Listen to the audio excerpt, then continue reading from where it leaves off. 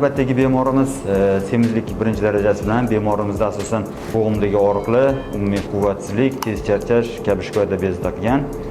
Bemorimizda mana slip rezeksiya amaliyotini o'tkazyapmiz. Katta egrilik bo'ylab oshqozonni ajratish bosqichdamiz.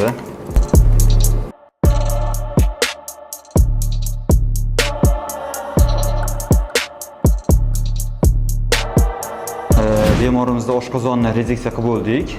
Mana ajratilgan liniyani ko'rish, chiziqni ko'rishingiz mumkin. Mana olib tashlangan qismi. Mana olib tashlangan qismi.